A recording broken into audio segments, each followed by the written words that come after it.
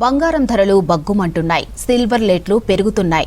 Iran-Israel యుద్ధంతో వీటి ధరలు మరింత పెరుగుతాయని మార్కెట్ వర్గాలు అంచనా వేస్తున్నాయి. త్వరలోనే తులం బంగారం ధర 2 లక్షలకు చేరుకుంటుందని అంటున్నారు ఎనలిస్టులు.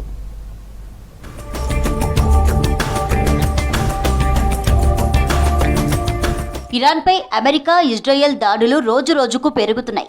దీంతో ఈ ప్రభావం బంగారం, వెండిపై పడుతోంది. ఇరాన్పై కొనసాగుతున్న దాడుల ప్రభావంతో అంతర్జాతీయ మార్కెట్లో బంగారం, వెండి ధరలు రాకెట్ల దూసుకుపోతున్నాయి.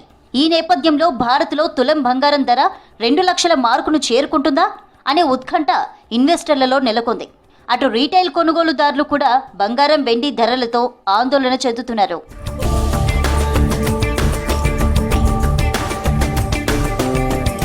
ప్రస్తుతం దేశీయంగా ఎంసీఎక్స్ మార్కెట్లో 10 గ్రాముల బంగారం ధర సుమారు 1,62,000 దాటింది. అయితే అంతర్జాతీయంగా కామెక్స్ గోల్డ్ ఫ్యూచర్స్ 1 ఔన్స్ ధర $5,267 దాటింది.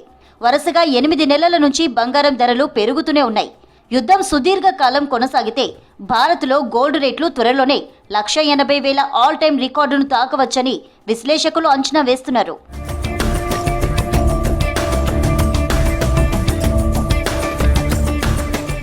ప్రస్తుతానికి బంగారం ధర 10 గ్రాములకు 1,70,000 దిశగా వెళ్తుంది. యుద్ధం తీవ్రత పెరిగితే 2 లక్షల మార్కును అసాధ్యమేమీ కాదని మార్కెట్ వర్గాలంటున్నాయి.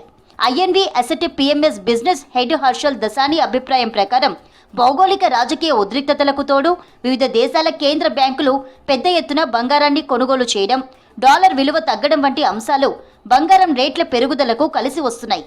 ఈ పరిస్థితుల్లో వచ్చే 12 నుంచి 18 నెలల్లో అంతర్జాతీయ మార్కెట్లో బంగారం ధర $6,000 మార్కును తాకితే భారత్లో తులం బంగారం 2 లక్షలకు చేరువయ్యే అవకాశం కనిపిస్తోందని ఎక్స్పర్ట్స్ అంటున్నారు.